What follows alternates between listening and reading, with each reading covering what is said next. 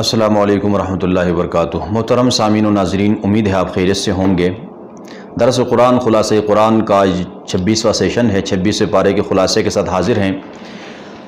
26 پارے میں سورۃ الاحقاف، احقاف یہ ریت کے ٹیلے کو کہا جاتا ہے۔ قوم عاد وہ قوم ہے جو ریت کے ٹیلوں کے قریب بستی تھی، آباد تھی، اسی لیے سورت کا نام بھی سورہ احقاف پڑا۔ اس قوم عاد کا اس سورت میں تذکرہ ہے۔ سورت کے شروع میں اللہ تعالیٰ نے دلائل بیان کیے، اور دیکھیں اللہ فرما رہے ہیں قل ارائیتم ما تدعون من دون اللہ ارونی۔ مشرکین سے کہا جا رہا ہے کہ جن کو تم اللہ کے سوا پکار رہے ہو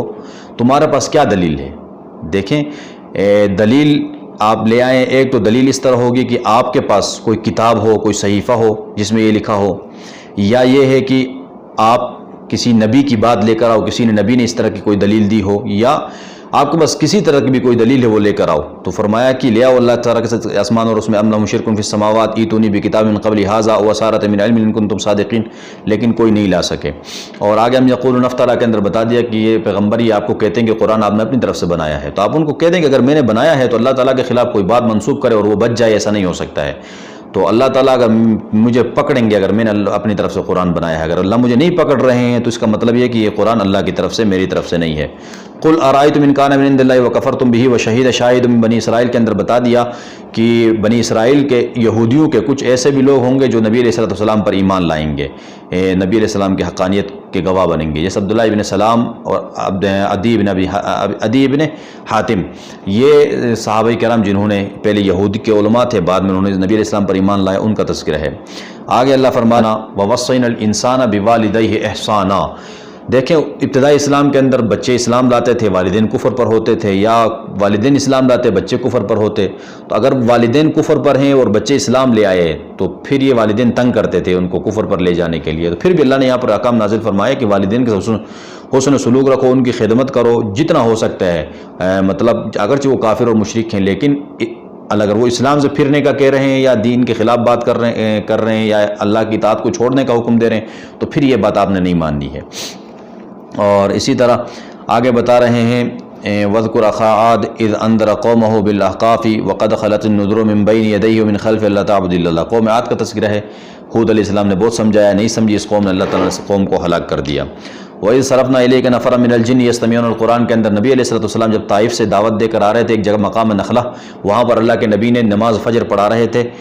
تھے اور وہاں پر تلاوت زور سے کی تو قرآن کی آواز آ رہی تھی، ایک جنات کی جماعت وہاں سے جا رہی تھی، انہوں نے قرآن کو سنا خاموشی سے، اور پھر بعد میں نبی علیہ السلام کے پاس آئے اور اسلام قبول کیا اور اپنی قوم میں گئے، قوم کو دعوت دی اور سارا واقعے کو ذکر کیا، اور پھر اس کے بعد وفود کی شکل میں نبی علیہ السلام کے پاس جنات آتے رہتے، اسلام قبول کرتے اور اپنی قوم کی کارگزاریاں سناتے اور قوم میں جا کے دعوت دے دیتے، اسی کا تذکرہ ہے۔ فاصبر کما صبر اولو العزم من الرسل کے اندر اللہ بتا رہے ہیں نبی علیہ السلام کیونکہ طائف گئے تھے، آپ نے طائف کا واقعہ آپ کو پتہ ہے کہ اللہ کے نبی پر پتھر برسائے گئے، آپ لہولہان ہو گئے، یہاں تک کہ آپ کی جوتے مبارک، نالین مبارک بھی کیا ہو گئے، خون سے رنگین ہو گئے تھے۔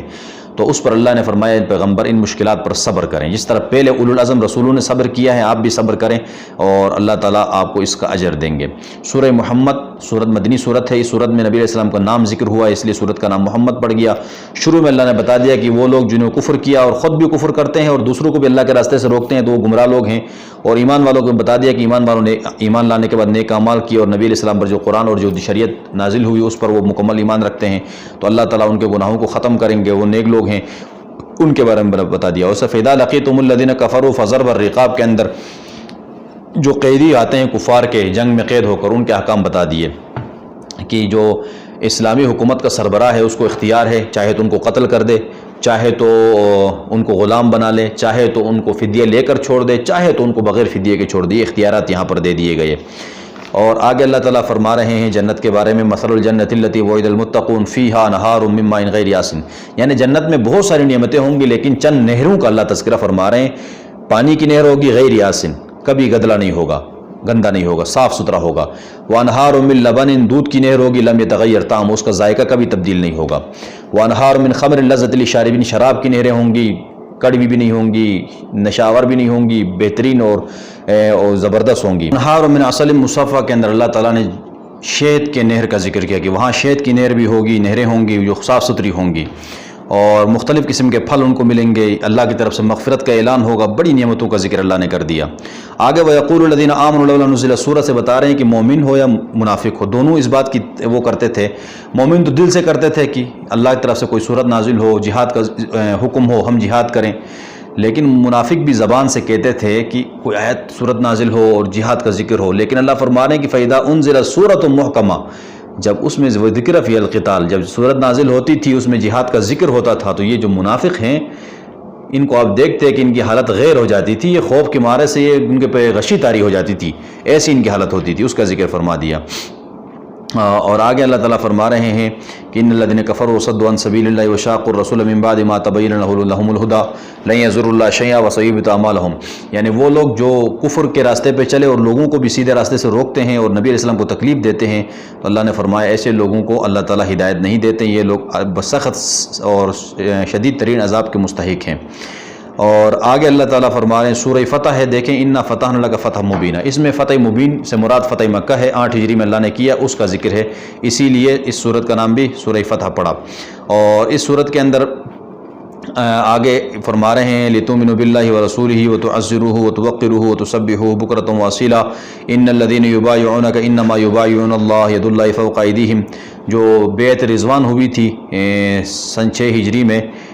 اس کا ذکر ہے، اس میں نبی علیہ السلام نے جو صحابہ کرام سے بیعت لیا تھا عثمان رضی اللہ تعالیٰ عنہ کی خون کے قصاص لینے کے لیے، اس کا یہاں پر ذکر کیا ہے۔ لَقَدْ رَضِيَ اللَّهُ عَنِ الْمُؤْمِنِينَ إِذْ يُبَايِعُونَكَ تَحْتَ الشَّجَرَةِ فَعَلِمَ مَا فِي قُلُوبِهِمْ فَأَنزَلَ السَّكِينَةَ عَلَيْهِمْ وَأَثَابَهُمْ فَتْحًا قَرِيبًا۔ دیکھیں اللہ کے نبی نے خواب دیکھا کہ وہ طواف کر رہے ہیں صحابہ کرام کے ساتھ، تو نبی کا خواب چونکہ وحی ہوتا ہے، اس لیے اللہ کے نبی یہ سمجھے کہ اللہ کی طرف سے حکم ہے عمرہ کرنے جانا ہے، سب کو لے کر چل پڑے۔ سن 6 ہجری میں حدیبیہ کے مقام پر پہنچے تو مشرکین نے روکا راستہ کہ بھائی ہم آپ کو نہیں چھوڑتے ہیں۔ اللہ کے نبی نے قاصد کے طور پر عثمان غنی کو بھیجا مکہ میں جا کے مشاورت کریں، ان سے مطالبہ وہ کریں، کیا کہتے ہیں، مذاکرات کریں۔ تو باہر سے مکہ والوں نے عثمان غنی کو کہا کہ آپ کے لیے دروازے کھلے ہیں، طواف کرنا ہے، جو کچھ کرنا ہے کریں، لیکن ہم محمد اور ان کے ساتھیوں کو نہیں چھوڑ سکتے ہیں۔ تو عثمان غنی نے کہا کہ میں اپنے آقا اور اپنے حبیب کے بغیر میں طواف نہیں کر سکتا۔ بعد میں افواہ پھیلی کہ عثمان کو قتل کیا ہے مکہ میں، تو اللہ کے نبی نے روایات مختلف ہیں، 1400 1500 یا 2400 صحابہ کرام تھے اس وقت وہاں پر حدیبیہ کے مقام پر، ایک درخت کے نیچے بٹھا کر اللہ کے نبی نے سب سے بیعت لیا کہ آپ بیعت کریں میرے ہاتھ پر کہ ہم عثمان کا خون کا بدلہ لیے بغیر ہم یہاں سے واپس نہیں جائیں گے۔ تو یہ بیعت کا تذکرہ ہے، اور اس کے بارے میں پچھلی آیت میں اللہ نے بتا دیا کہ ان الذین یبایعونک انما یبایعون اللہ، وہ لوگ جنہوں نے اے پیغمبر آپ کے ہاتھ میں بیعت کیا، کس کے لیے بیعت کیا تھا؟ عثمان کے خون کے لیے، عثمان کے خون کا بدلہ لینے کے لیے۔ تو انما یبایعون اللہ فرما رہے کہ یقیناً انہوں نے اللہ سے بیعت کی ہے، ید اللہ فوق ایدیہم، اور سب سے اوپر اللہ کا ہاتھ ہے، یعنی اللہ بھی بیعت کر رہا ہے، اللہ بھی کہہ رہا ہے کہ میں بھی خون کا بدلہ لوں گا۔ یہاں پر اللہ فرما رہے ہیں کہ تحقیق اللہ تعالیٰ نے رضامندی کا پروانہ جاری کیا ان مومنین کے لیے جنہوں نے درخت کے نیچے بیٹھ کر اللہ کے نبی کے ہاتھ پر بیعت کی۔ اللہ تعالیٰ ان کے دلوں کو جانتا ہے۔ تو یہ ذکر صحابہ کرام کی تعریف میں، جس طرح غزوہ بدر کے صحابہ کے لیے ایک مخصوص اللہ نے فضیلت دی تھی کہ اللہ نے ان کی مغفرت کی تھی، اگلے پچھلے گناہ معاف کیے تھے، اسی طرح ان کے لیے اللہ نے ان حدیبیہ کے مقام پر جن صحابہ نے اللہ کے نبی کے ہاتھ پر بیعت کی ان کے لیے بھی یہ پروانہ جاری ہوا۔ تو یہ اس کا ذکر ہے۔ بعد میں پھر معاہدہ ہوا کہ آپ اس سال واپس جائیں، اگلے سال آئیں، اور وہ معاہدے میں کچھ چیزیں ایسی لکھی گئی جیسے اللہ کے نبی کا نبی شروع میں لکھا بسم اللہ الرحمن الرحیم، تو کافروں نے کہا اس کو مٹاؤ، بسمک اللہم لکھو۔ محمد رسول اللہ لکھا گیا تو کافروں نے کہا اس کو مٹاؤ، ہم اس کو رسول مانتے نہیں، محمد بن عبداللہ لکھو۔ وہ ساری چیزیں مسلمانوں کے خلاف تھی اگرچہ اس وقت، تو لیکن اللہ نے فرمایا انا فتحنا لک فتحا مبینا، ہم آپ کو عنقریب بہت بڑی واضح فتح عطا کریں گے۔ 8 ہجری میں پھر اللہ تعالیٰ نے فتح مکہ عطا کیا، اور یہ بہت بڑی فتح تھی، اس کا ذکر ہے۔ لقد صدق اللہ رسولہ الرؤیا بالحق کے اندر وہیں کی اللہ تعالیٰ نے اپنے وعدے کو سچ کر دکھایا، فتح مکہ کر دیا، مسجد حرام میں نبی علیہ السلام داخل ہو گئے امن کے ساتھ۔ اور صحابہ کرام کے بارے میں کہ محمد رسول اللہ والذین معہ اشداء علی الکفار، صحابہ کرام کی صفات قرآن میں بری پڑی ہے، 500 سے 600 آیت صحابہ کی شان میں اللہ نے بیان کی ہے۔ یہاں پر فرما رہے ہیں کہ نبی علیہ السلام کے جو صحابہ ہیں، جانشین ہیں، جانثار ہیں، وہ کافروں کے مقابلے میں سخت ہیں، آپس میں نرم ہیں، رحم دل ہیں۔ آپ ان کو رکوع میں دیکھیں گے، سجدے میں دیکھیں گے، ہمیشہ اللہ کی رضا کی طلب میں تلاش میں رہتے ہیں، اور ان کے چہروں میں سجدوں کے آثار آپ کو نمایاں نظر آئیں گے۔ ان کی مثالیں ہیں، ذالک مثلهم فی التوراۃ ومثلهم فی الانجیل، تورات اور انجیل میں ان کے تذکرے ملیں گے آپ کو۔ یہ بڑی عظیم ہستیاں ہیں۔ سورہ حجرات حجروں کو کہتے ہیں، تو اس صورت کے اندر حجروں کا ذکر ہے، اس لیے صورت کا نام حجرات پڑا۔ اس صورت کی ابتدائی طور پر نبی علیہ السلام کی مجلس کے آداب بیان کیے جا رہے ہیں۔ قبیلہ بنو تمیم کا ایک وفد آیا تھا اللہ کے نبی کی مجلس میں، اللہ کے نبی کے پاس جب بھی وفود آتے تھے تو اللہ کے نبی ان کو جب وہ اسلام قبول کرتے اس کے بعد ان میں سے کسی ایک کو امیر بناتے تھے کہ آپ امیر ہیں، آپ نے سب کی نگرانی کرنی ہے اور قوم کو دعوت بھی دینی ہے جا کر۔ تو ابھی اللہ کے نبی نے مشاورت شروع نہیں کی تھی تو شیخین کے درمیان آپس میں تھوڑا سا معاملہ کیا ہو گیا، مباحثے تک بات پہنچی اور بات لمبی ہو گئی امارت کے اندر، صدیق اکبر رضی اللہ تعالیٰ عنہ اور عمر فاروق رضی اللہ تعالیٰ عنہ کے درمیان۔ تو اللہ تعالیٰ نے قرآن اتار دیا، اللہ کو ناگواری ہوئی کہ نبی کی مجلس میں آواز بلند نہیں کرنا چاہیے، ایھا الذین آمنوا لا ترفعوا اصواتکم فوق صوت النبی، نبی کی بات سے اونچی بات آپ مت کریں، آواز اونچی مت کریں، اور نبی کی رائے دینے سے پہلے، پوچھنے سے پہلے آپ اپنی بات نہ چلائیں۔ یہ فرمایا کہ اگر آپ نبی کی مجلس کے اندر نبی کے آداب کا خیال نہیں رکھیں گے تو آپ کے اعمال ضائع ہو سکتے ہیں، یہ بتا دیا۔ اور اسی طرح وہ جو دیہاتی آئے تھے جو نبی علیہ السلام کے حجروں کے پیچھے سے آوازیں لگا رہے تھے، ان کو بتا دیا کہ ان کو چونکہ مجلس کا آداب پتہ نہیں تھا کہ نبی علیہ السلام سے کیسے ملنا ہے، تو ان کو بتا دیا کہ ایسا نہ کیا کریں۔ اور یا ایھا الذین آمنوا ان جاءکم فاسق بنبأ فتبینوا کے اندر بتا دیا کہ جب کوئی فاسق خبر لے کر آئے تو اس کی خوب تحقیق کیا کرو۔ نبی علیہ السلام نے ایک صحابی ولید بن عقبہ کو قبیلہ بنی مصطلق کی طرف زکوٰۃ جمع کرنے کے لیے بھیجا تھا۔ جب وہ قبیلے کے قریب پہنچا تو سارے لوگ اس کے استقبال کے لیے آئے، تو اس نے سمجھا کہ وہ مجھے قتل کرنے کے لیے آ رہے ہیں، کیونکہ زمانے جاہلیت سے ان کے درمیان دشمنی تھی۔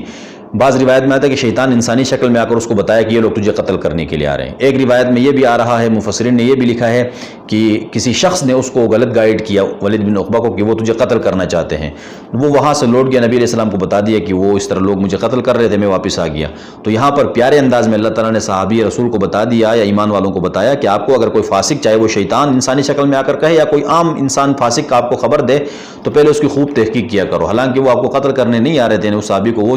استقبال کرنے آئے تھے کہ نبی علیہ السلام کا قاصد آیا ہے زکوٰۃ لینے کے لیے، تو یہ بتا دیا۔ اور آگے اللہ تعالیٰ نے بتایا ایک بہترین اور پرامن معاشرہ تشکیل دینے کے لیے جو چیزیں ضروری ہے، اس میں سے پہلی چیز بتا دی، یا ایھا الذین آمنوا لا یسخر قوم من قوم، کہ کوئی شخص کسی کا مذاق مت اڑائے، نہ عورتیں نہ مرد، اس لیے کہ ہو سکتا ہے کہ جس کا تم مذاق اڑا رہے وہ اللہ کے نزدیک تم سے بہتر ہو۔ اور اسی طرح آپس میں ولا تلمزوا انفسکم ولا تنابزوا بالالقاب، تانا زنی مت کرو، برے القابات سے مت پکارو۔ اور یا ایھا الذین آمنوا اجتنبوا کثیرا من الظن،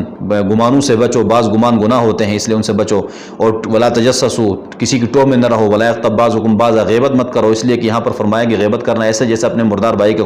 گوشت کھانا۔ اور اللہ فرما رہے ہیں یا ایھا الناس انا خلقناکم من ذکر وانثی وجعلناکم شعوبا وقبائل لتعارفوا ان اکرمکم عند اللہ اتقاکم، کہ اے لوگوں، اے انسانوں، ہم نے تمہیں مختلف قوموں میں، مختلف رنگ، نسل وغیرہ میں، زبانوں میں تبدیل مختلف پیدا کیا ہے۔ تو اس کا یہ مطلب نہیں کہ تم اپنے نسب کو لے کر، اپنے خاندان کو لے کر، قبیلے کو لے کر فخر کرو،